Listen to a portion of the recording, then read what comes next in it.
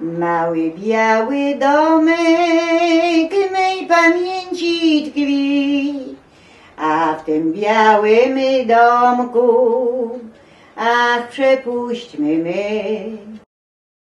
Pracuję w opiece społecznej jako opiekunka do starszych osób, ale to są takie wszawe pieniądze, ponieważ to się liczy na godziny. Godziny są po dwie, po jednej, nie zawsze jeszcze cały czas.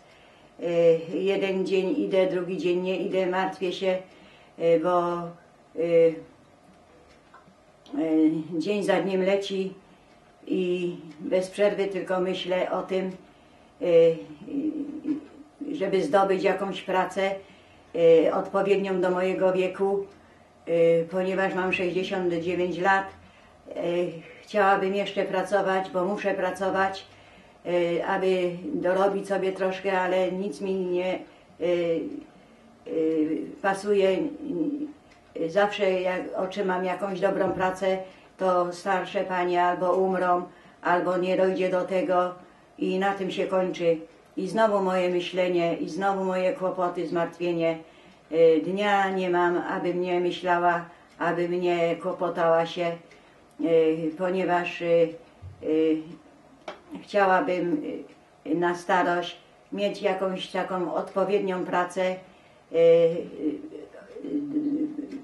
przystosowaną do mojego wieku, bo lubię pracować i chciałabym pracować, ale niestety na razie nie mam szczęścia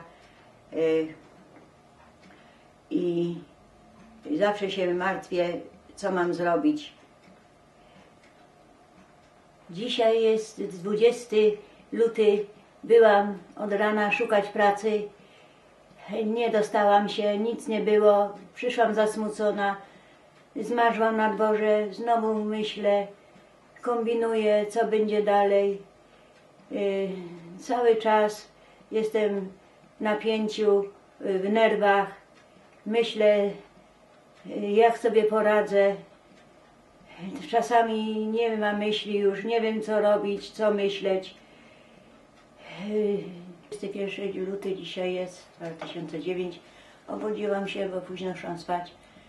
Obudziłam się znowu w stresie i pójdę za pracą znowu dzisiaj i nie wiem, czy dostanę jakąś pracę, czy nie. Tak bardzo pragnęłabym tej pracy, bo muszę pracować, bo inaczej nie dam rady ze sobą. Pogoda jest nie bardzo, zimno, ale iść muszę. Dziękuję. Tak jak rano powiedziałam, poszłam za pracą. Dzisiaj jest piątek. Dostałam jedną panią na 2 godziny. Zarobiłam 10 zł. Cóż to jest za pieniądz, ale jest. Cieszę się i tym. Na razie tylko dzisiaj dostałam, a nie wiem jak będzie dalej. Tak czasem sobie myślę i siedzę i myślę, co człowiekowi po życiu, skoro tylko dostanie tą rentę, opłacić musi świadczenia, jeszcze mu na wszystko nie starczy, komornik za komornikiem. I tak nieraz sobie myślę, że po co człowiek ma żyć na tym świecie, ale zawsze sobie mówię, że muszę niestety żyć jeszcze dla wnuczki, ponieważ nie wiem, co by się z nią stało, gdybym ja coś zrobiła, bo mi już czasem nerwy nie wytrzymują. Był nieraz tak w telewizji, jak obchodzą się z dziećmi w domu dziecka. Ona to widziała, przeżyła to bardzo i nie wiem, co by się z nią stało nadal, ale synowa od alimentów się uchyla, nie mogę ją chwycić, ponieważ zmienia adres mieszkania. Z puli alimentacyjnej nie dostanę nic na nią, alimentów, ponieważ jestem spokrewniona jako babcia i takie jest moje życie. Wstałam dzisiaj rano, poszłam do kiosku, najpierw kupiłam gazetę, jest dzisiaj sobota, patrzyłam za pracami, poszukałam jedną pracę, jest to praca w Starzędzu, umówiłam się z tą panią, ale nie wiem, co z tego wyjdzie, bo tam trzeba jechać 2 razy w dniu, rano i wieczorem. Na pewno wątpię, czy coś z tego wyjdzie, ponieważ bilety też kosztują, a w tej chwili nie mam na sieciówkę, aby kupić, ale mimo wszystko umówiłam się, że pojadę zobaczyć, co to jest za pan chory, bo to jest pan leżący, potrzebuje opieki. Jeżeli bym dała radę, cieszyłabym się z tego bardzo. Wczoraj szłam spać o 3 w nocy, rozmyślałam, nie mogłam zasnąć. Przypomniał mi się syn, jak u mnie leżał, jak ciężko chorował, ile musiałam wszystkiego na niego stracić. I dlatego powstały te wszystkie komplikacje.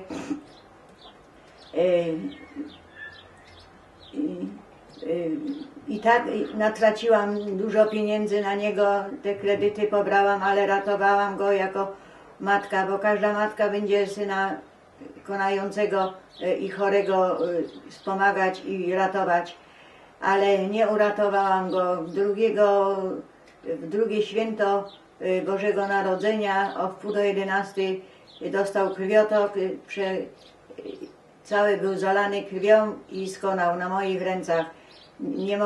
Nie mogłam się z tym pogodzić, że nie mogłam go uratować, że on kona, a ja mu nie mogłam pomóc.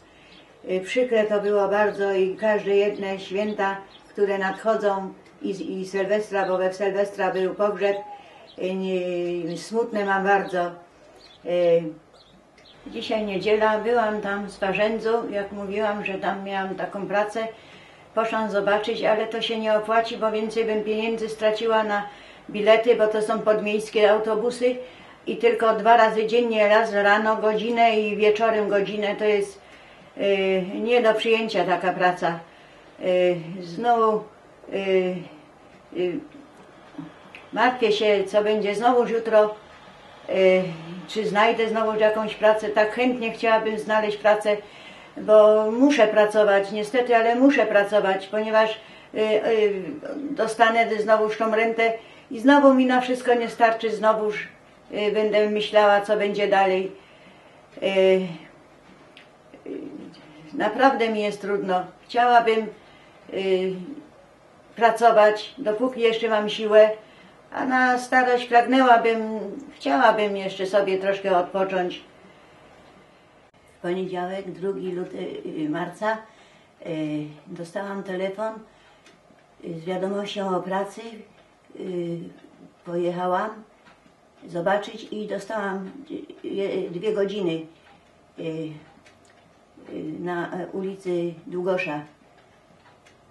Cieszę się z tego bardzo, bo zawsze się parę tych godzin uzbiera, a przynajmniej zapomnę o tych swoich troskach. Mimo wszystko nadal się martwię, bo nie starcza mi. Dostałam zawiadomienie, że wyłączą mi światło, jak nie zapłacę, ale nie mam w tej chwili skąd. Wczoraj szłam późno spać. Pomimo, że szłam późno spać, 3 razy się w nocy budziłam, śniły mi się koszmary. Wstałam rano, zjadłam bułkę z mlekiem, bo więcej nic nie mam.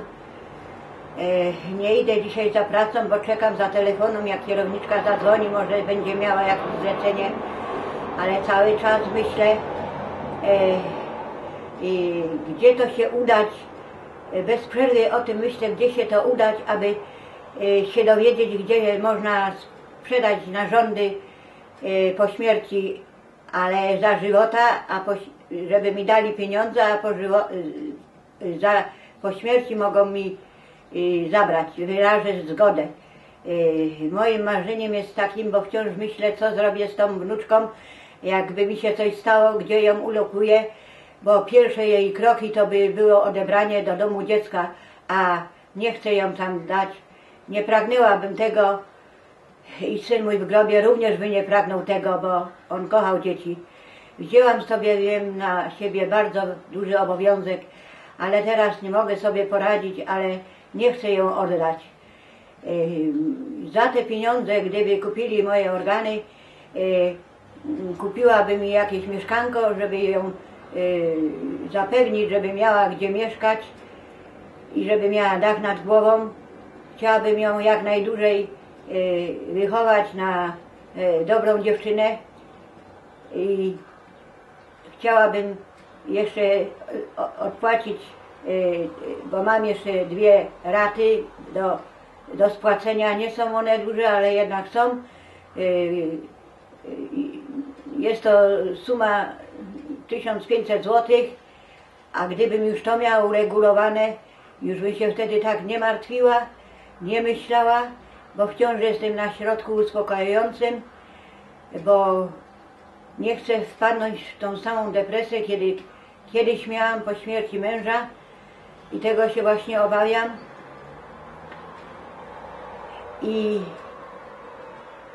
chciałabym sprzątać, bo jakąś pracę do sprzątania leką, bo do ciężkich się już nie nadaje, albo gdzieś jakąś inną pracę, bo od młodych lat, gdy już miałam 16 lat, pracowałam w szpitalu i lubię tę pracę. Lubię robić przy chorych, ale niestety już mam ten wiek, że jestem ograniczona co do pracy.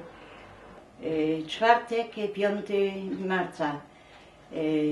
Idę do pracy na te 2 godziny. Po drodze zanoszę wniosek o odwołanie opiekuństwa do czasu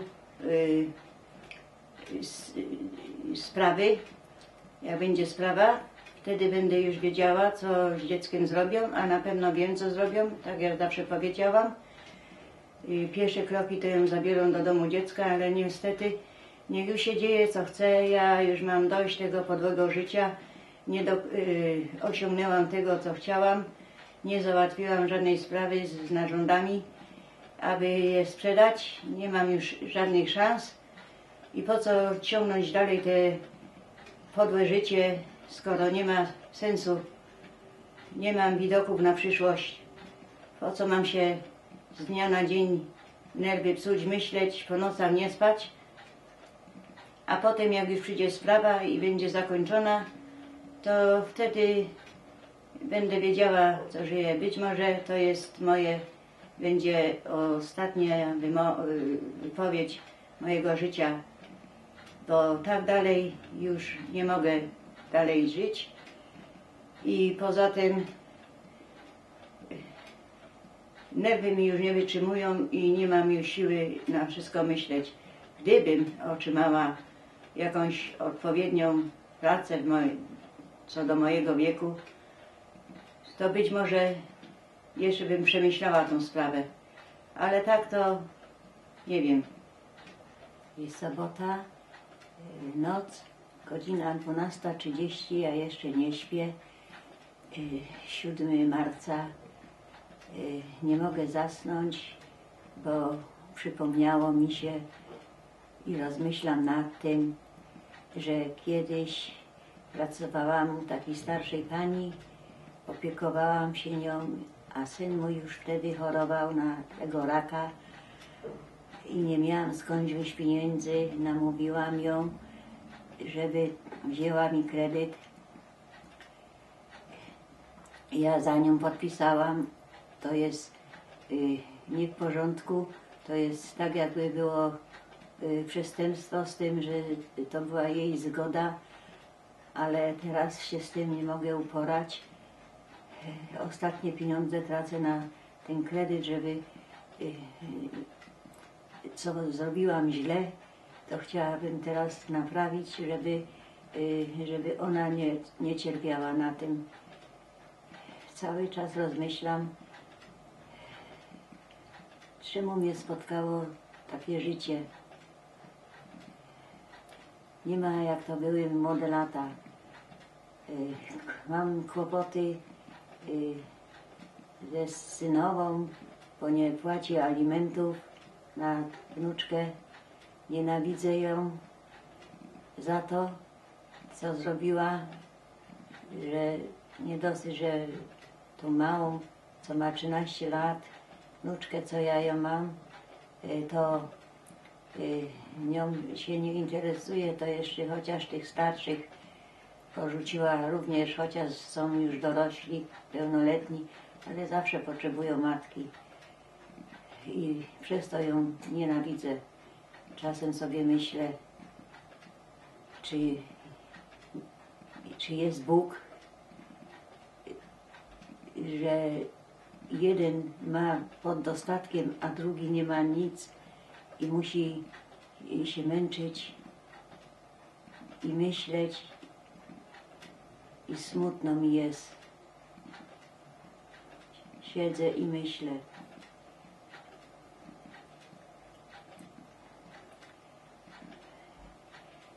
Papierosa palę, za papierosem.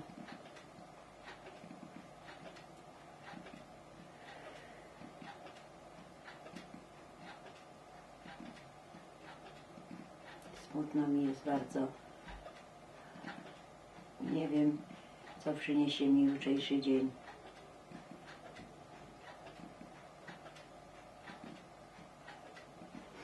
Jest 8 marca, cała niedziela, cały czas siedzę, rozmyślam, smutno mi, ponieważ przypomniałam sobie, że dzisiaj jest Dzień Kobiet. Wszystkie kobiety przeważnie dostawają kwiaty. Ja nie dostałam od nikogo nawet jednego kwiatka. Poczułam się zasmucona, taka jakby zapomniana przez wszystkich, niepotrzebna nikomu. A ja tak jeszcze chciałabym żyć, radować się. I bez przerwy mam takie dziwne myśli. Czemu to człowiek tak musi cierpieć, być zapomniany, nie mieć znikąd żadnej pomocy? Zaraz przypomniał mi się znowu syn, bez przerwy o nim myślę, jak ciężko zachorował, jak cierpiał. Smutno mi jest bardzo, sama siedzę i rozmyślam. Pogoda jest dzisiaj bardzo taka duszna, jakby inne ciśnienie jest na dworze, głowa poboluje. Jestem dzisiaj całkiem zbita. Nie ma jak to było za młodych lat, jak człowiek miał 16-18 lat. Pracowałam w szpitalu, tam dostawałam, codziennie miałam kwiatki, podziękowania od pacjentów. A dzisiaj siedzę sama. Kiedyś obsługiwałam chorych, a dzisiaj jestem sama. 9 marca, poniedziałek, godzina 8 wieczorem. Przyjechałam za tą pracą, nie udało mi się znowuż. Od samego poniedziałku, jak już powiedziałam, opisuję swoje zdarzenie, już mi się nie udało. Cały dzień miałam popsuty, nieudany. W tramwaju jechałam, pomyślałam sobie, że nic mi się nie udaje. Czy jest Bóg, czy nie ma? Czy zapomniał o mnie, czy na próbę mnie wydaje? Jak długo, ile człowiek może znieść? W tramwaju mnie wzięła taka żałość, że obróciłam się do szyby i łzy mi leciały, żeby nikt nie widział. Później mi to przeszło, ulżyło mi troszeczkę, ale przyszłam do domu, co mówię, opiszę, ponieważ, nie wiem, do kościoła nie chodzę, bo po co tam pójdę? Do kościoła to chodzą same pierdusy i oglądają tylko, jak ktoś jest ubrany, jak ktoś wygląda, czy ten do tego pasuje, czy ten do tego pasuje. W księży nie wierzę, bo księża to są gorsi jak ja, to są normalne kataniarze, nienawidzę ich. A przez to, że już miałam tyle doświadczeń, tyle o nich nasłyszałam się i po prostu nawet widziałam na własne oczy, co wyprawiali, a daleko nie szukać. Syn mój ciężko był chory na tego raka, a synowa już, jeszcze syn żył, to już jest z księdzem puszczała, byłam u niego 2 razy, powiedziałam mu swoje, nie chciałam narobić przykrości mu, ale mu swoje powiedziałam.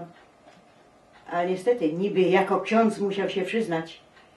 I od tego czasu nienawidzę ich, nie idę do kościoła, bo nie mam po co. Jeżeli się będę chciała pomodlić, to się pomodlę w kąciku, ale jak dotychczas, to widzę, że nie jestem, nie wiem, czy nie wysłuchana, czy się nie umiem modlić, nie wiem. Jestem tylko zajęta pracą, bo chciałabym pracować z całą parą. I wiecznie myślę, nienawidzę tych moich synowi i tych księży. Jak najbardziej. Smutno mi z tego powodu, że jak on mógł, syn jeszcze był chory i ona, jak mogła, i on wiedział o tym, ten cały kataniarz i nie zareagował na to, tylko samochodem sobie objeżdżali, to wstyd i hańba. Gdybym chciała, to bym zrobiła mu bardzo wstydu, ale człowiek nie jest mściwy. Taki jest dzień mój dzisiaj, poniedziałek. Nie wiem, jak będzie w nocy, czy znowu zasnę, czy będę myśleć. I nie wiem, co mi przyniesie następny dzień. 17 marca, wtorek, przyszłam z biura, pojechałam do biura zobaczyć, czy jest jakaś praca. Na szczęście udało mi się znowu na 3 dni dostać po 2 godziny, to znaczy się środa, czwartek i piątek, ale będę już miała 6 godzin zarobionych i tamte 6 to będę miała 12, a do końca może jeszcze się coś uzbiera, coś może dostanę tych pieniędzy ze 100 zł, ale to dopiero 10 kwietnia, ale do tego czasu trzeba żyć, a nie mam z czego. Naprawdę nie mam z czego i znowu się martwię co dzień, co to zrobić, żeby mieć na to jedzenie chociaż. Przyszła mi taka głupia myśl, podła myśl. Sobie mówię, jakbym miała skądś ukraść 10 000, to bym wszystko sobie popłaciła, mieszkanie do przodu, ale natychmiast mi przyszła myśl i przypomniałam sobie, że ojciec mój zawsze uczył mnie, że nie wolno kłamać i kraść, bo kto kłamie, ten kradzie. A ja nie umiem ani kłamać, ani kraść. Jeszcze w życiu nic nie ukradłam, tylko raz sfałszowałam ten podpis mojej podopiecznej, co wzięłam ten kredyt. To było jedno moje takie posunięcie w życiu, ale strasznie się bałam i boję się do tego dnia, bo jeszcze nie mam zakończonej tej raty. Nie wiem, co zrobić dalej. Gdybym chociaż miała te 2 raty, te 2 kredyty spłacone już do końca i gdybym miała zawsze na czysto chociaż na te zapłacenie czynszu, bo jestem znów co miesiąc, 1 miesiąc jestem do tyłu, to już bym spokojnie spała, spokojnie może jakoś bym sobie tam dawała radę, a tak z dnia na dzień się martwię i martwię bez przerwy. Co tu zrobić? Dzieciak przyjdzie, chce jeść, a ja no prawie nic nie mam, tylko ten chleb i ten masło, jak długo można za to tym żyć? Już mnie wstyd do tego dzieciaka. Pomyślałam sobie również, gdybym znalazła takiego sponsora, co by mi pomógł finansowo wychować tę wnuczkę, abym nie musiała ją oddać do tego domu dziecka, bo ja już nie mogę sobie poradzić, bo ja sama to byle co zjem, albo czasem wcale, a jej muszę dać niestety i szkoła i to wszystko. Złożyłam wniosek do sądu i czekam na rozwiązanie tej opieki jako rodzina zastępcza i to mnie również gnębi, bo wciąż mam te myśli, że ją odbiorą. Zabiorą ją natychmiast. Ale gdzie mam szukać tego sponsora? Nie wiem gdzie się obrócić. internetu nie mam, niczego nie mam. Nie wiem, naprawdę nie wiem, co robić. I dlatego postanowiłam sobie zaraz te głupie myśli od siebie odsunąć, żeby nie wywinąć coś, jakiegoś złego czynu. Bo no, tak się czasem zastanawiam, że ci ludzie, którzy mają ponad stan wszystkiego, to nigdy nie zarobili za uczciwą pracę. Piątek, 20 marca, przyszłam z pracy i zastałam następną niespodziankę. Wyłączyli mi światło. Wczoraj wyłączyli kablówkę, dzisiaj wyłączyli światło. Jestem teraz bez światła. Tak się zdenerwowałam, że nie wiem co mam myśleć, co mam zrobić. Na dodatek jeszcze takiej biedy jak teraz nie miałam nigdy. Była bieda i wszystko, ale nie tak jak teraz. Dzieciak przyszedł ze szkoły, ja i nie mam co dać jeść. Chcę zadzwonić do znajomego, ale raz, że się nie mogę dodzwonić, po drugie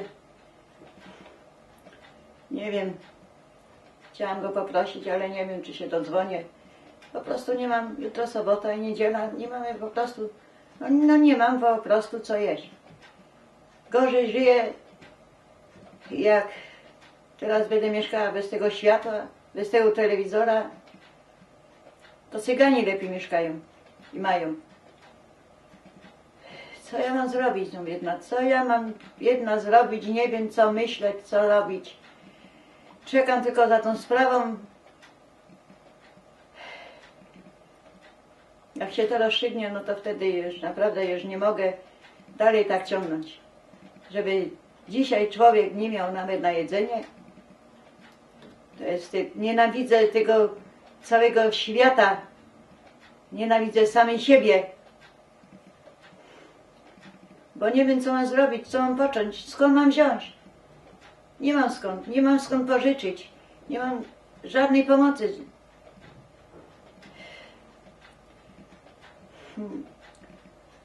Co mi to da myślenie, co mi to... Już sama nie wiem, co robić. Gdzie się udać, gdzie tego?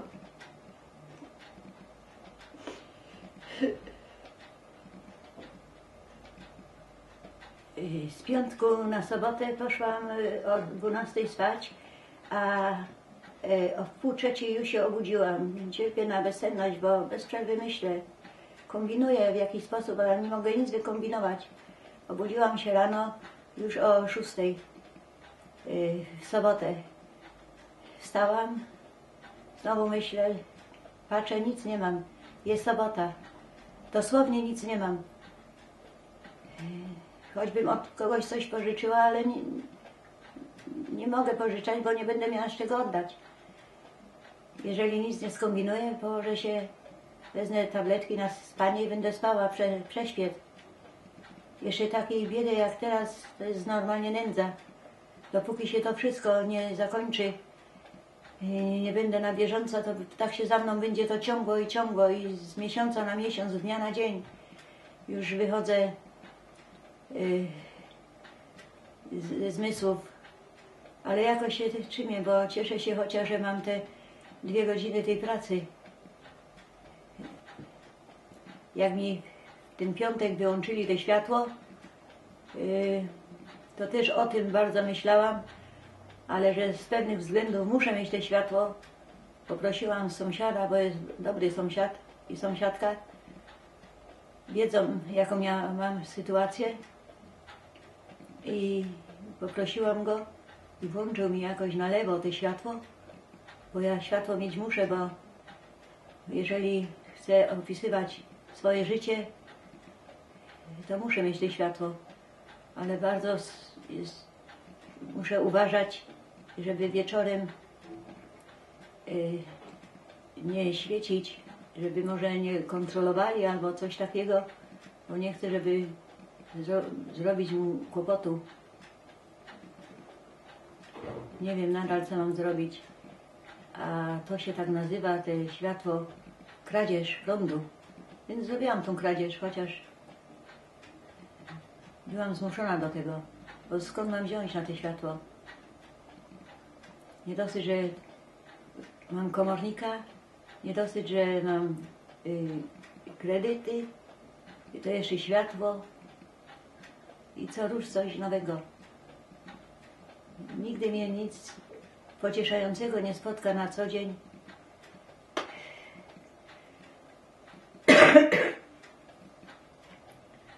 Tylko same smutki, same kłopoty. Myślę, nic nie mogę wymyśleć. Co tu ja mam wymyśleć? Taki szary człowiek, gdzie ma iść, co ma zrobić? W domu nie mam nic takiego, żeby mogła coś sprzedać, żeby się poratować. Wszystko, co dostanę, to płacę. Znikąd żadnej pomocy. I co mam zrobić, co mam począć?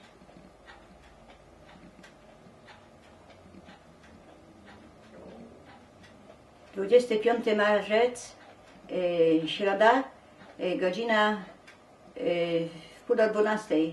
Przyszłam z pracy zdenerwowana. Poszłam do tego mojego podopiecznego, tego pana biednego. Nie miał co jeść, nie miał pieniędzy.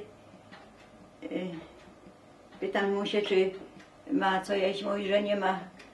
A że ja jestem tak też litościwa i takie mam jakieś głupie serce. Przyjechałam do domu, wzięłam mój ostatni pół chleba i pół kostki masła i z powrotem mu zawiozłam, bo nie mogłabym spać, nie mogłabym żyć, gdybym wiedziała, że ktoś jest głodny, a tym bardziej chory człowiek. Druga sprawa, ja przyszłam od pracy, to jeszcze się zdenerwowałam, bo jakieś dzieciarnia wsadziła mi w zamek jakąś tam gumę czy coś takiego, nie mogłam otworzyć drzwi. A to jest taki zamek, że nie jest normalny zamek, jakaś tam gerda czy coś tego. Poprosiłam sąsiada, na szczęście był w domu i kombinował tam, ale musiał uszkodzić zamek, bo inaczej bym nie weszła do domu. I znowu się zdenerwowałam. Chcę pracować i cieszę się, że jestem komuś potrzebna, ale jak widzę tę biedotę u tych ludzi chorych, a ta opieka to tak sobie lekce to waży wszystko, rzekomo mu pieniądze wysłali, ale jakoś jeszcze nie doszło. A też ma kupę rachunków, muszę mu to wszystko popłacić. I nie wiem, co będzie miał zaś dalej. No i chyba mi się nigdy mój charakter nie zmieni, bo nie dosyć, że ja nie mam sama, bo nie mam, naprawdę nie mam, to jeszcze muszę kogoś ratować, no ale niestety tak trzeba. Bo prędzej biedny biednego poratuje, aniżeli ten, który ma pieniądze. I tak jest.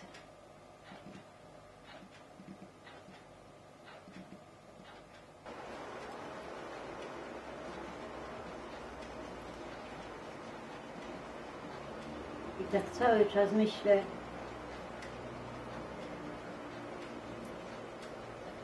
już nie wiem, siły, już nie mogę wyrobić. Ja chyba prędzej to wszystko zrobię.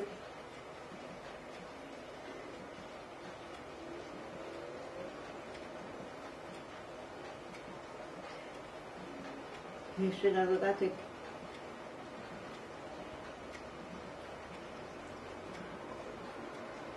spojrzałam na syna, zdjęcie.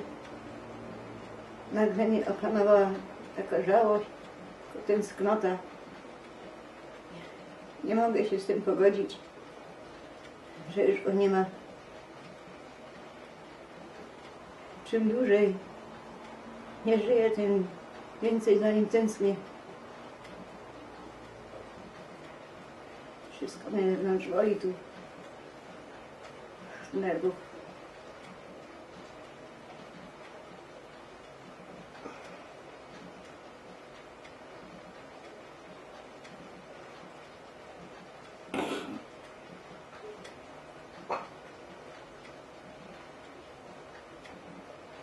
bardzo. Dzień dobry.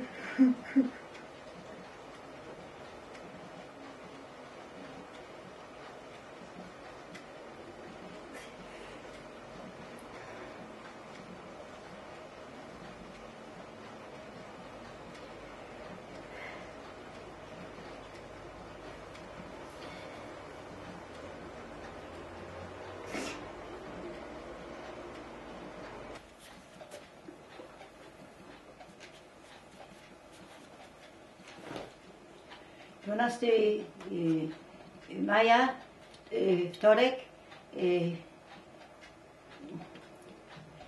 cały dzień jestem podenerwowana, ponieważ miałam 3 podopieczne, a 2 mi odeszły, mam tylko jedną i zaś nie mam się denerwować, zaś nie mam myśleć. Cieszyłam się, że troszkę zarobię, a tu znowu nic z tego i zaś nie mam myśleć, że nade mną wisi fatum. Wisi i cały czas, z dnia na dzień. A z drugiej strony znowuż wiecznie podsłuchuję, czekam, czy czasem nie przyjdą mi znowu światła odciąć, bo jeszcze nie mam uregulowane, no jak ja mam wyjść? Czynsz zaległy, światło zaległe. Na jedzenie brak. Pożyczyć nie ma gdzie, nie masz czego oddać. Co to za życie? Co ja mam za życie?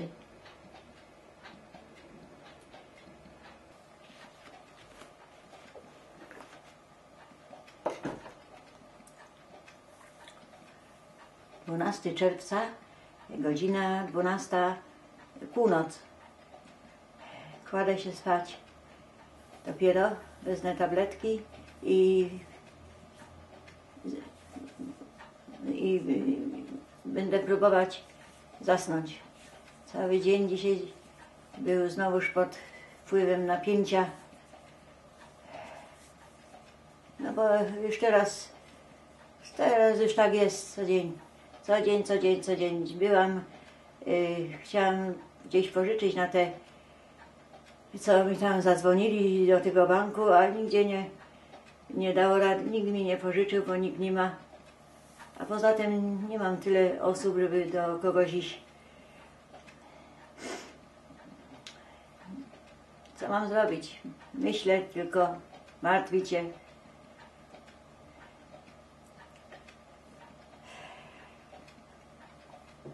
Mi się już nie chcę naprawdę myśleć i żyć, bo coraz bliżej tego to coraz więcej człowiek myśli.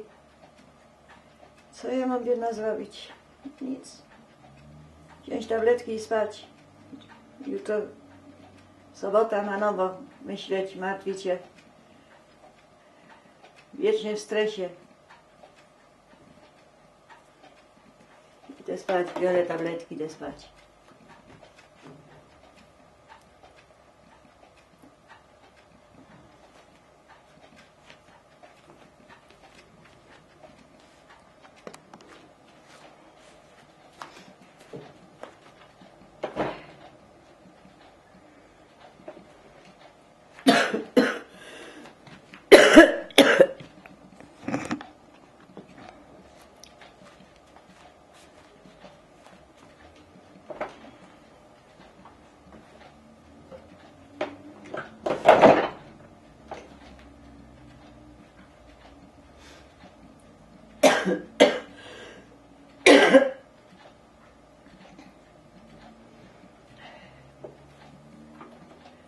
Poniedziałek, 29 czerwca,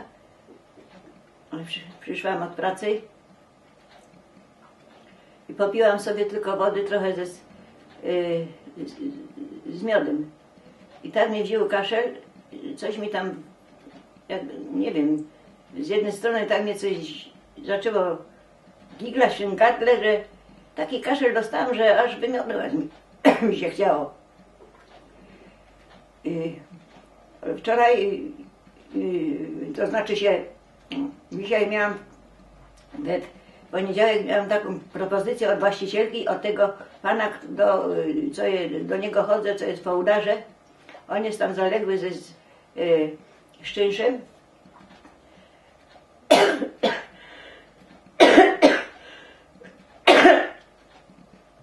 A przyszła właścicielka, zaproponowała mi, bo on ma wniosek oddany do opieki społecznej, że pójdzie.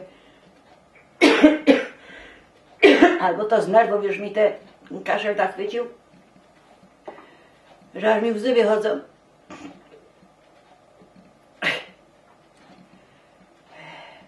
I on idzie do tego domu, ma iść domu opieki społecznej, bo on nie może być, bo on by musiał mieć opiekę całodobową, a opieka mu nie jest w stanie tego opłacić, tylko parę godzin. I dostał decyzję, że został przyjęty na listę, a że ta właścicielka widziała, że jestem porządną kobietą. Przepraszam. To mi zaproponowała, czy później chciałabym wynająć to mieszkanie. Oczywiście, że ja powiedziałam, że wzięłabym, ale jakie muszą być warunki? A ona tylko, bo tam są 2 pokoje z kuchnią i jest też bliżej na Jeżycach, ale aż mi łzy lecą.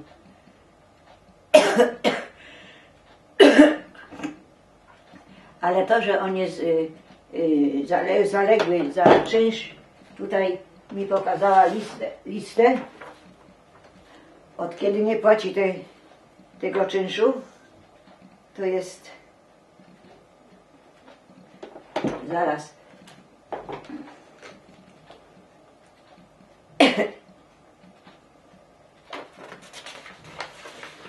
to jest 2009 rok, to nie płaci czynszu od 1.2, od stycznia, znaczy się od stycznia już nie płaci tego czynszu, a jego czynsz wynosi ze śmieciami, ze wszystkim wynosi 617 zł. To jeszcze by nie było tak źle, ale co?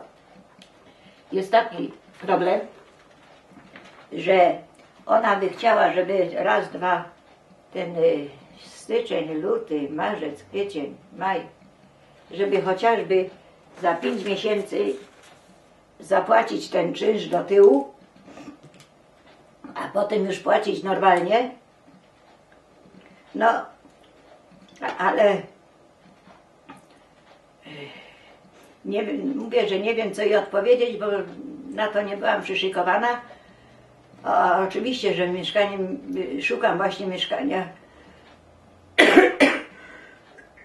To nerwy tak we mnie działają. Szukam mieszkania, bo do końca lipca mam termin.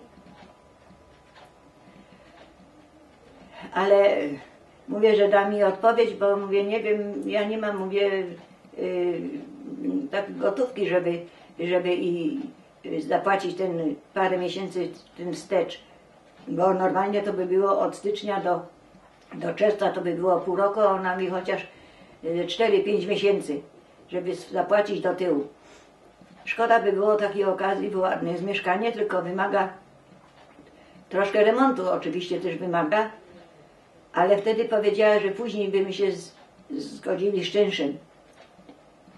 Ale by musiała ja zrobić remont na swój koszt.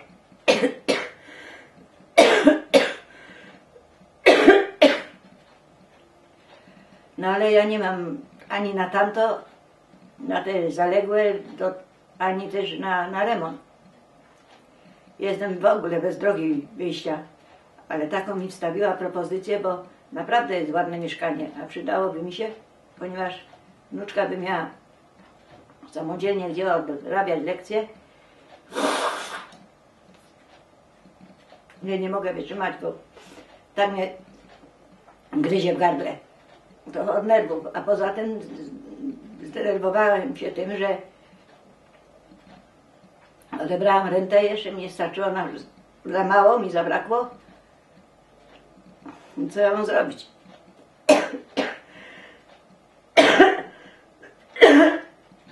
A, przepraszam.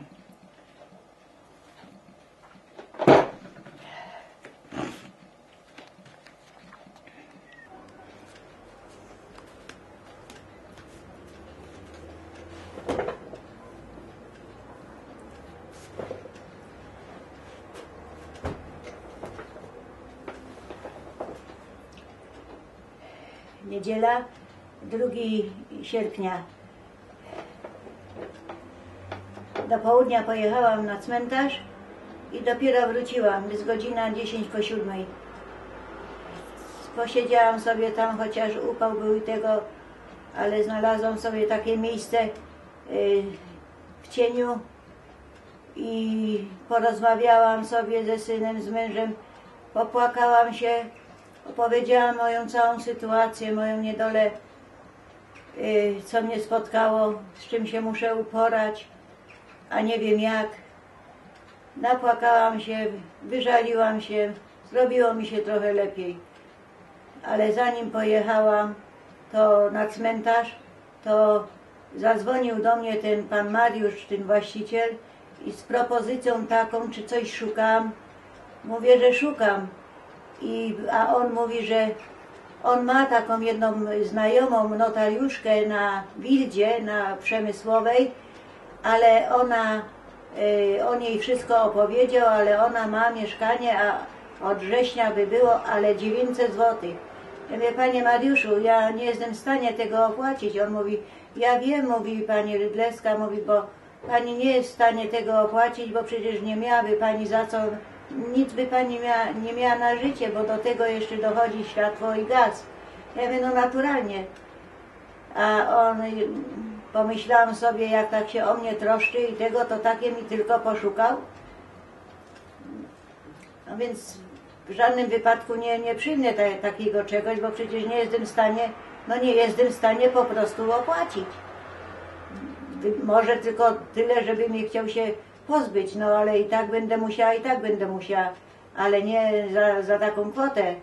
Tak jak powiedziałam, najwyżej wnuczkę dam tam, gdzie trzeba, a jak nic nie znajdę tańszego, a ja się co dzień będę gdzieś indziej. Ja sama się zawsze gdzieś tam wyśpię i tego umyję się i tak dalej, ale 2 razem nie dam rady. I taką miałam dzisiaj niedzielę.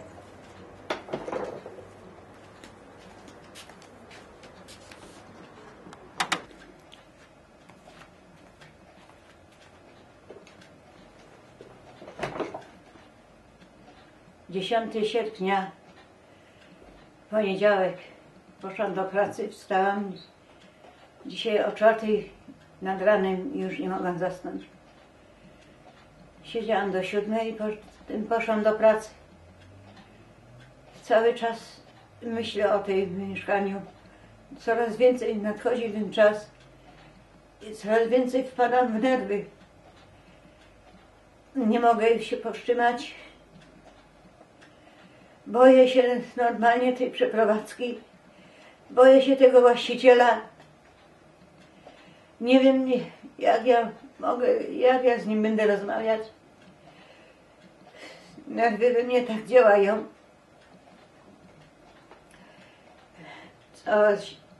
Całe ciało we mnie się trzęsie. Jestem tak zrozpaczona, że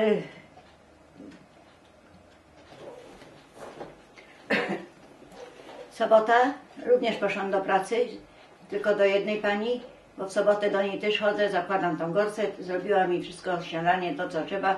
Przyszłam do domu, posprzątałam i zadzwoniła do mnie ta właścicielka, która mi tam obiecała te mieszkanie, że chce ze mną rozmawiać na temat Pawła, tego podopiecznego i osobiście wedle tego mieszkania, co mi ona wynajmie. Bardzo się tym ucieszyłam i dostałam chęć taką do zaśpiewania jakiejś dawniejszej mojej piosenki. Taka śmieszna ona jest. Stoi Andzia w ogrodzie, pod kolanka we wodzie. Stoi, patrzy, czy jej Jasio nie jedzie.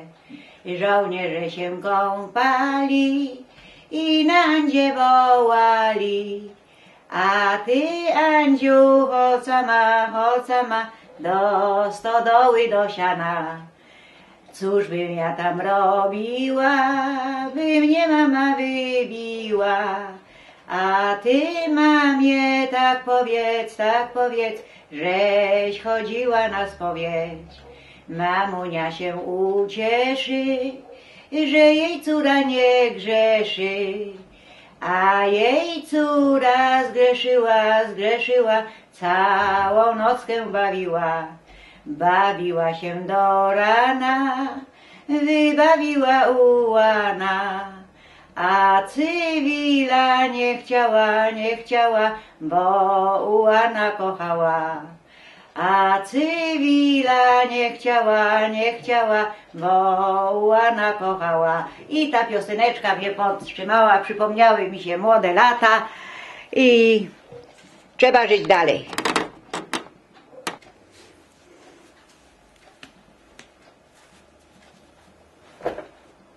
7 września, poniedziałek, dzień jak co dzień do pracy. Potem poszłam się zarejestrować do lekarza, bo nie wiem, przez te wszystkie nerwy, przez te stresy, przez to wszystko coś mi się stało w nogi. Nie wiem, czy to jakiś nerw tam uszkodzony, czy co, bo nogi mam nie te, co powinno mieć. Sądzę, że to jest na tle nerwowym. I poszłam się zarejestrować do lekarza i jutro idę do lekarza. Zobaczymy, co mi powie. Bo to nie są moje nogi. Po prostu taki mam galat w kolanach. Obawiam się, żeby nie było coś poważniejszego, bo ja muszę jeszcze pracować. Ja muszę, żeby doprowadzić jak najdłużej tą wnuczkę, żeby mi się wyuczyła i żeby wyrosła na porządną dziewczynę. To jest moje marzenie takie. I przede wszystkim zdrowie. No, wyniki mam wszystkie bardzo dobre, jak sobie porobiłam. Ale nie wiem, co z tymi nogami. Czy to nie są może żyły zatkane albo coś. Bo żylaków nigdy nie miałam i nie wiem. Zobaczymy. I znowu już we mnie nerwy pracują, ale staram się już tak o wszystkim już nie myśleć, ale to samo przychodzi. Choćby człowiek nie chciał myśleć, to samo przychodzi, ponieważ na starość człowiek powinien mieć troszkę zdrowia i spokoju, odpoczynku, ale niestety ja nie mam tego. Bo wiecznie tylko ten problem nieuregulowany jeszcze z tym mieszkaniem. No i ta szkoła się tu zaczęła, co rusz tam coś i coś.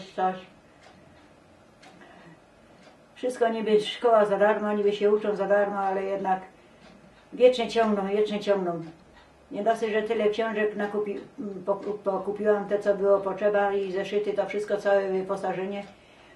To jeszcze teraz jakieś tam dodatkowe książki narobią tych książek, tych autorów różnych i później tym dzieciakom wciskają to wszystko. To jest wszystko obłuda, kłamstwo. Za moich czasów uczyli nas historii, no to była komuna. Później się okazało, że fałszywie nas uczyli, że to było niedobre. To po co nas to uczyli? Dzisiaj tylko jest obłuda na świecie. I dlatego nie idę do kościoła, dlatego nie wierzę w żadnego księdza, ani tam nic. I dlatego też nie posyłam wnuczki na religię, bo i doświadczenia też miałam dosyć.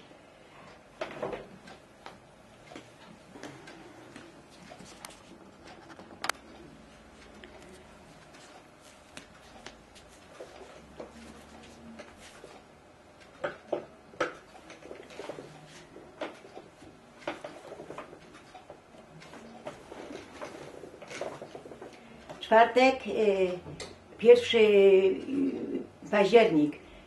Jak zwykle do pracy poszłam i zrobiłam przy pacjentach, przy podopiecznych.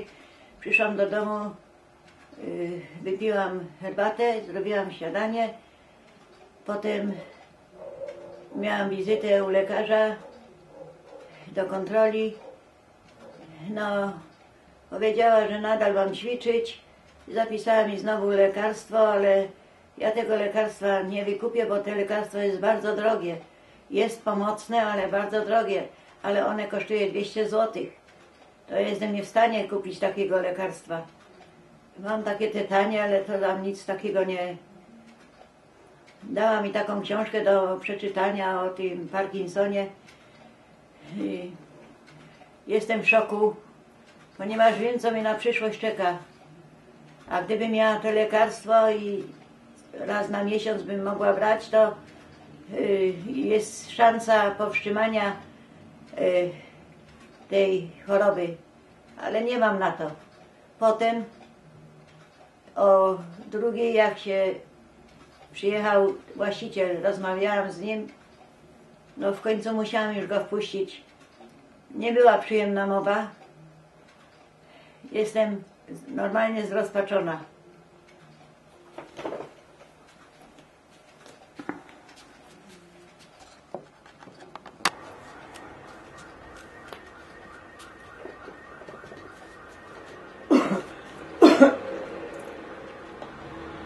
Ósmy października, czwartek.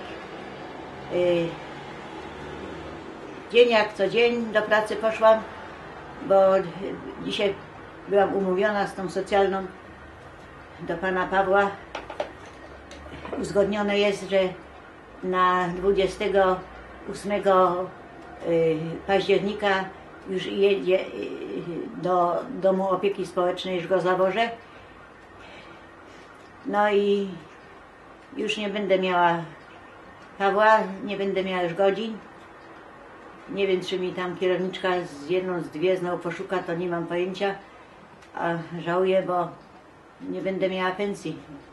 Będę miała tylko znowu 150 zł. Ta moja radość znowu długo nie trwała. Ale cieszę się chociaż tym, że będę miała gdzie mieszkać. Tylko teraz myślę znowuż, skąd wezmę na tą przewózkę i na ten węgiel, bo tam są piece. Wciąż jakieś kłopoty. No nie wiem, nie mam słów. No ale tylko jedno się to cieszę, że będę miała dach nad głową. Zima idzie, a co ja bym zrobiła, a ten mnie tu atakuje. Bo już jest bezwzględny. W niedzielę się z nim spotykam. Przyjedzie w niedzielę albo w sobotę, powiedział. To jeszcze do mnie zadzwoni. No i teraz muszę poszukać jakieś 2-3 kartony, żeby tego pana Pawła spakować. No i tak cały dzień znowu mi minie. I znowu myślenie, skąd mam wziąć na tą przewózkę, bo przecież sama nie dam rady. A na plecy też nie wezmę. No i tyle.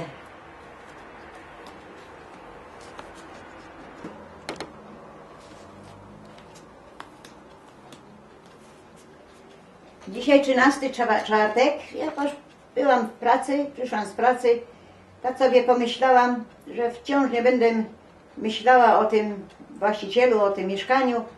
Może się to jakoś ułoży, co mam taką nadzieję. No i tak sobie pomyślałam, że tak sobie znowu powspominam troszeczkę, jacy kiedyś byli ludzie. Jacy kiedyś byli kawalerowie, nie byli takie rozwydrzeni, takie penery jak dzisiaj są, bo to dzisiaj to jest łogiernia, a nie chłopaki. Dzisiaj nie mają w ogóle ani szacunku, ani honoru, ani w ogóle niczego, tak nie umieją po prostu z kobietami, tak. Kiedyś to się chodziło na zabawy, kawaler bardzo grzeczny doszedł do dziewczyny, ukłonił się, poprosił ją do tańca, odprowadził ją z powrotem. Nie było tak jak dzisiaj te dyskoteki, takie dyskoteki, co nawet partnera dzisiaj nie potrzeba o ciemku tańczyć, jeden na drugiego wlatuje. Co to za tańce dzisiaj są? A kiedyś to można wspominać, było ślicznie. To było tak elegancko po prostu. I przypomniało mi się, jak zapoznałam się z tym moim mężem, umówiliśmy się na tą randkę, poszliśmy sobie na taką, to nie był tam park, to była taka jakby taki plener, piękna pogoda, no i porozmawialiśmy sobie, umówiliśmy się następną razem, a przyszłam do domu to sobie zaśpiewałam taką piosenkę. Kiedyś były modne te piosenki i to takie były takie, jakby można powiedzieć, takie powszechnie, takie domowe piosenki, którą sobie teraz zanucę. To już nie ten głos, to był kiedyś, ale pomyślałam, że sobie zanucę, jak się zakochałam. To była piosenka taka. Mały biały domek mej pamięci tkwi, a w tym białym domku, ach, przepuśćmy my. Nie wiem, ach, nie wiemy, cóż mi się stało, że zakochałam się. Tyle jest innych chłopców na świecie, a ja o tobie marzę i śnię. Nie krępuj się, świat nad nami wiruje. Ja jedno wiem, że zakochałam się. No i niestety cieszyłam się z tego bardzo, jak małe dziecko, no ale niestety taki był wiek. No i wesoło było. Kiedyś to nawet mężowi to zaśpiewałam.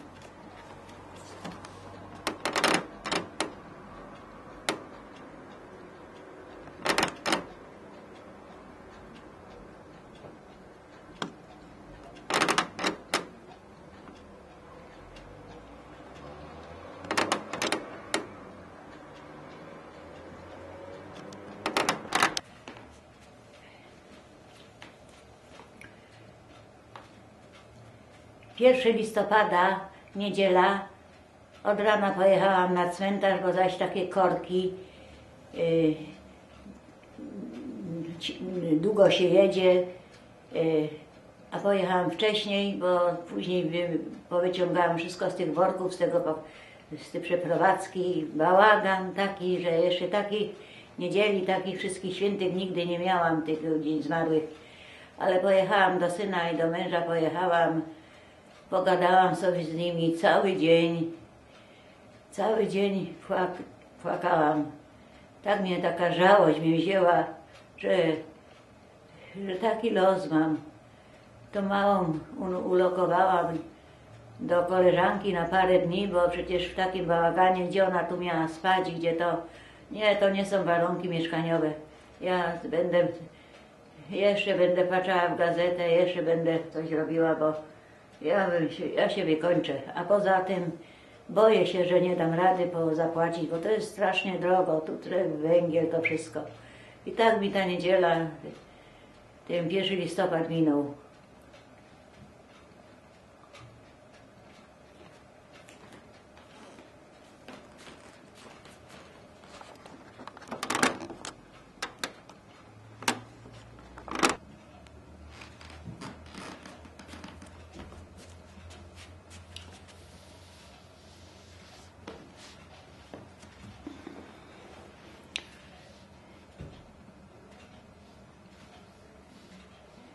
Dwunastego listopada, w czwartek, dzień po tym święcie, dzień zaczął się jak zwykle. Ostatnimi dniami już chodzę do pracy. Już pracy mieć nie będę. Z przykrością muszę stwierdzić, że mam problem trochę ze wnuczką. Opieka mi się czepi ze względu na to mieszkanie. Stwierdzili, że nie ma takich warunków, nie wiem co teraz robić. Jestem załamana. A 13 listopada w piątek przyszła z opieki i spisała nowy adres, gdzie chodzi do szkoły i obejrzała mieszkanie, pytała się, czy jest ciepła woda, czy to. Obejrzała, no i mówi, że troszkę musi z kierowniczką porozmawiać, bo dziecko, które jest jako rodzina zastępcza, musi mieć warunki ku temu, ciepłą wodę. A ja nie mam, nie wiem co zrobić. Czekam za jedną osobą, aby mi doradziła, co mam robić i nie wiem.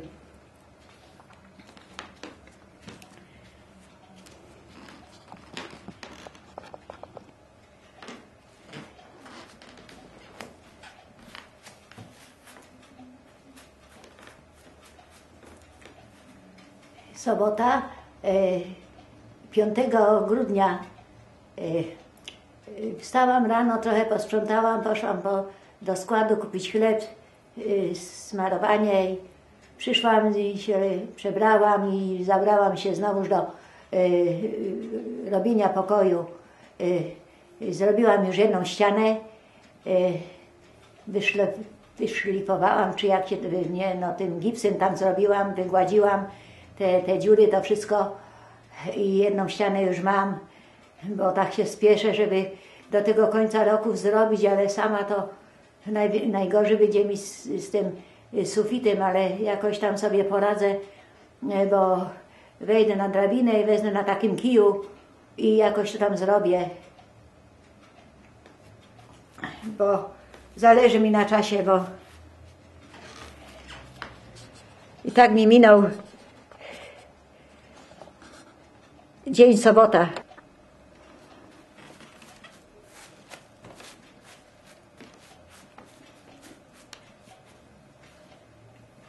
14 grudnia, poniedziałek. Nie wiem, co się dzisiaj ze mną dzieje. Od samego rana się nie mogę powstrzymać od płaczu. Bez przerwy płaczę, patrzę na te wszystkie, na ten bałagan. Głodna, chłodna, nie mam nic, dosłownie nic. Nikt do mnie nie przyjdzie. Wczoraj sama, dzisiaj sama. Jeszcze rano umyłam okno. Chciałam pomalować, ale w głowie mi się kowroci od płaczu, nie mogę się powstrzymać. Tak patrzę na ten cały bałagan i myślę już, jak przyjdą święta, co ja temu dzieciakowi dam jeść. Nie wiem, co ja w ogóle zrobię, a ta małpa jeszcze przestała robić i już teraz alimentów nie dostanę.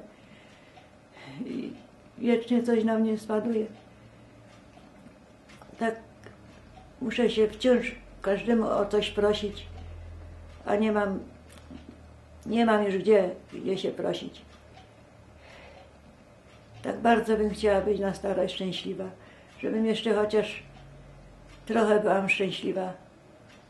To jest tak, jak człowiek jest zdrowy, ale jak zachoruje, teraz wiem, co to znaczy. Jestem całkiem samotna. Porzucona od wszystkich. Los mnie strasznie pokarał.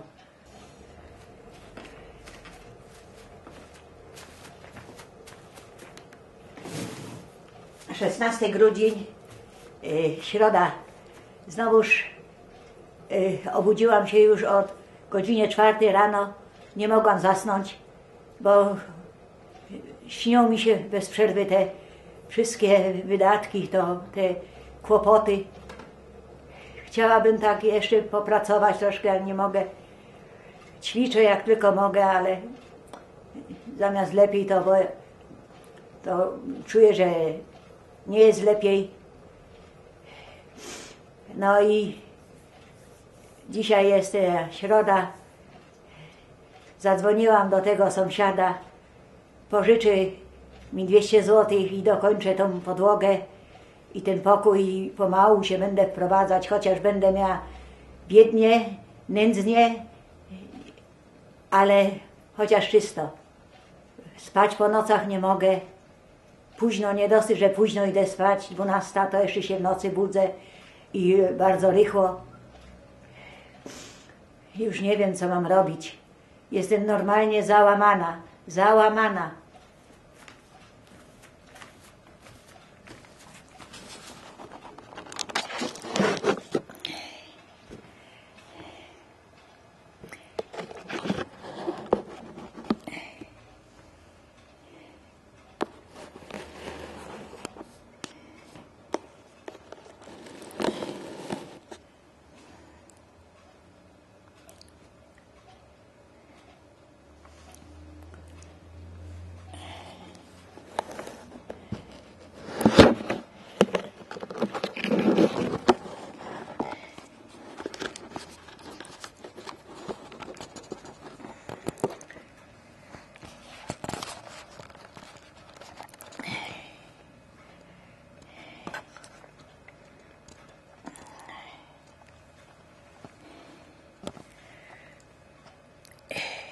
Dzień dobry, dzisiaj jest czwartek, 25 marzec. Wstałam rano, ubrałam się. Jestem chora na Parkinsona. Nie mogę się swobodnie poruszać. Jestem przykuta do fotela. Poruszam się bardzo wolno.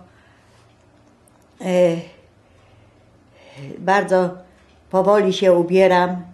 Bardzo powoli chodzę. Mam 70 lat. Moim marzeniem byłoby, abym gdzieś mogła dostać mieszkanko, wynająć na parterze, bo mam wózek, balkonik, chodzę przy balkoniku, a tak bym sobie mogła jeszcze rano, nie rano, a w ogóle jakby było ciepło, sobie gdzieś wyjść na mały spacerek przy tym wózku. Bardzo bym się cieszyła, aby mieć trochę świeżego powietrza. Ciężko mi jest, nie mogę się z tym pogodzić, że tak całe życie pracowałam, a teraz jestem przykuta sama do wózka. Jestem zawsze zależna od kogoś, a to jest bardzo niedobre. A życie jest tak piękne. W tej chwili jest godzina po 8. I tak cały dzień będę siedziała. Na razie skończę i będę jadła śniadanie i brać tabletki.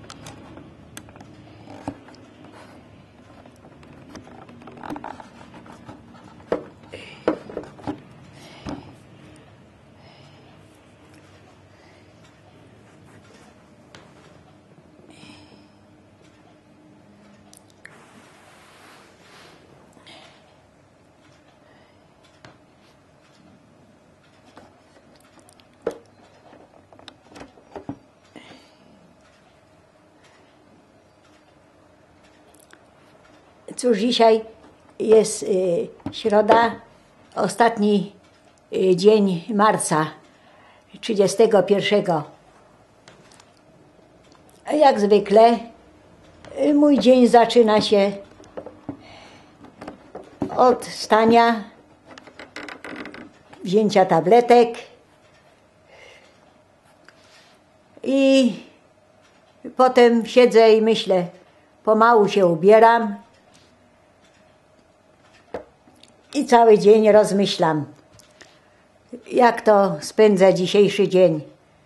No ale jak to mogę spędzić? Normalnie, jak co dzień. Samotnie, bo wnuczka jest w szkole.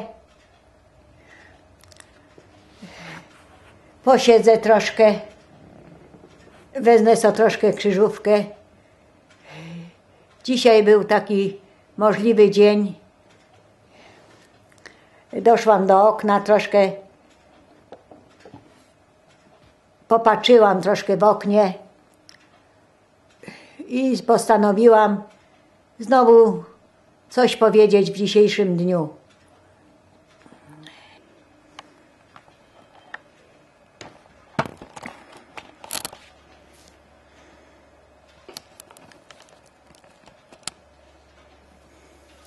Trzynasty kwietnia, wtorek. Drugi dzień z rzędu przebudzam się w nocy, nie mogę spać Obudzę się o 2:45 już do rana, nie śpię. Co najmniej do 6, 6:45 już nie śpię. Potem mi się oczy powleką i chciałabym się trochę przespać, ale mimo wszystko kręcę się. Nie mogę, bo po prostu nie mogę i w końcu się zdenerwuję i wstaję. Stanę, napiję się wody, bo mam uszykowane zawsze i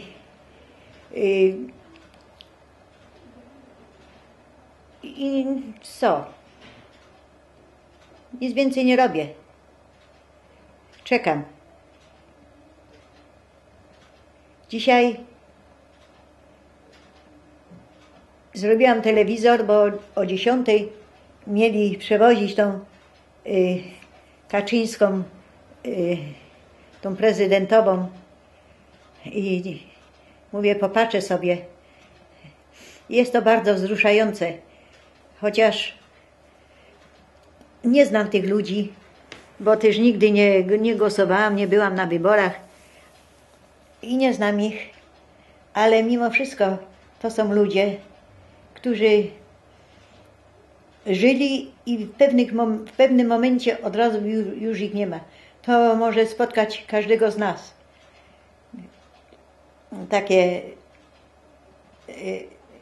Taka niespodzianka, bo człowiek dzisiaj żyje jak bąbel na wodzie. I kto ma pieniądze, ten trochę lepiej jest obsługiwany przez lekarzy i trochę inaczej go traktują, a kto nie ma pieniędzy, to nieraz na lekarstwa nie ma. No ale taki jest nasz los. Popatrzałam sobie, minął mi ten czas. No i czekam, aż przyjdzie wnuczka ze szkoły.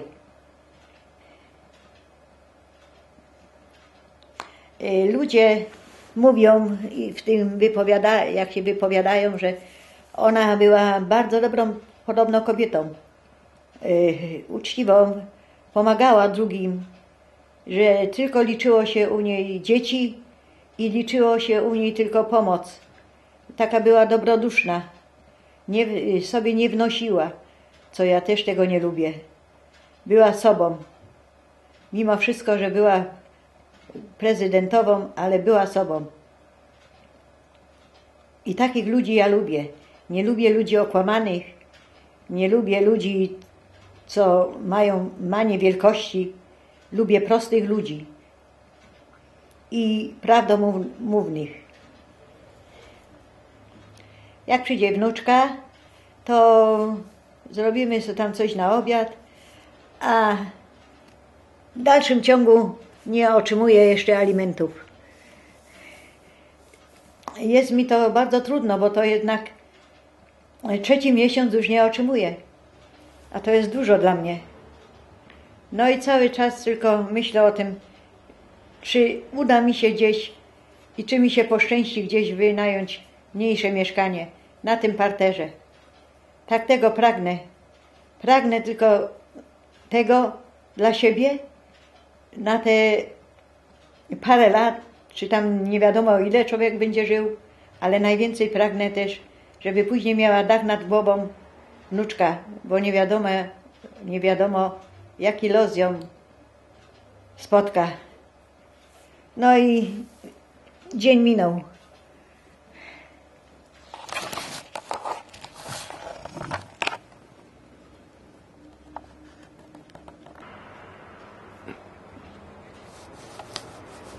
Na samej kusze, tak? Na kusze. To tam pisze na środku, a tutaj pisze takie mini coś tam, coś tam.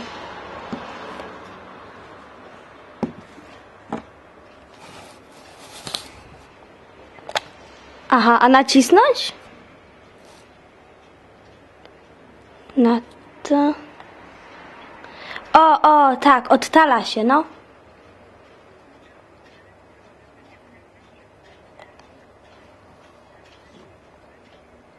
Mhm.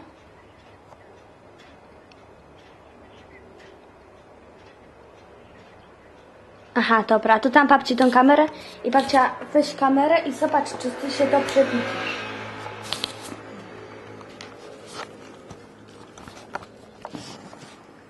dobra. No dobra. Tak, Aha, babcia mówi, że już widzi. tak. No. Aha, dobrze. No, dziękuję. Y, No, y, no widzisz? tak, widzę. No, no.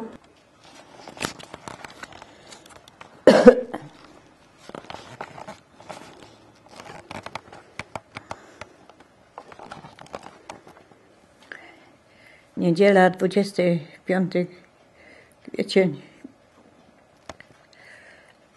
Od samego rana już dzisiaj jestem strasznie nerwowa. Oto każdy tylko przyjdzie, posiedzi chwilę i idzie, a człowiek tak patrzy na to okno.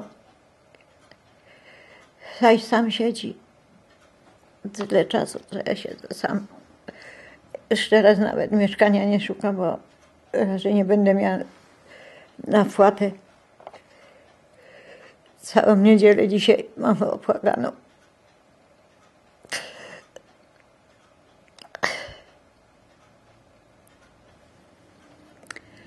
Tak sama siedzę i tak wciąż rozmyślam, że zamiast lepiej, to gorzej chodzę.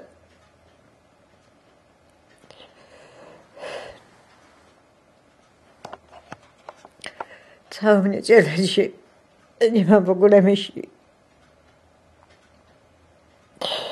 Jak ja bym chciała być gdzieś na tym parterze. Tylko wiecznie tylko mi nerwy psują tym szpitalem. Bo mniej by czasu zmarnowali.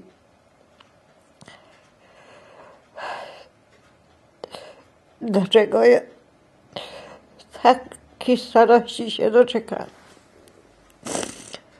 Tak pragnęłabym, żeby ktoś do mnie przyszedł, żeby chociaż na tym parterze była. Lżej by mi było, ale no nie mogę nigdzie znaleźć. A nie wiadomo, czy ktoś mnie przyjmie chorą.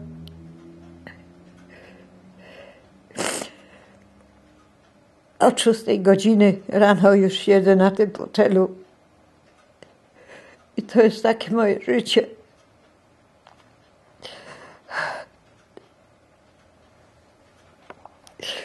Nie wiem, czy mi się polepszy życie moje, chociaż na starość.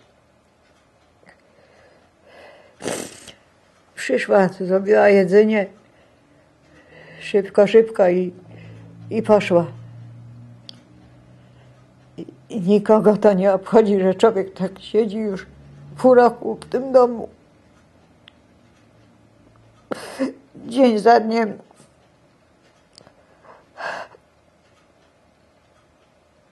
Moje tylko jest to marzenie, aby się mi trochę polepszyło i jakieś mieszkanie znalazłam, ale nie mam szans i nie mam nadziei.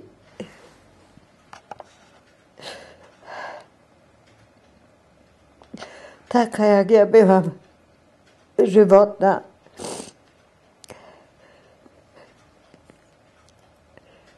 Trudno. Muszę siedzieć do wieczora. Sama.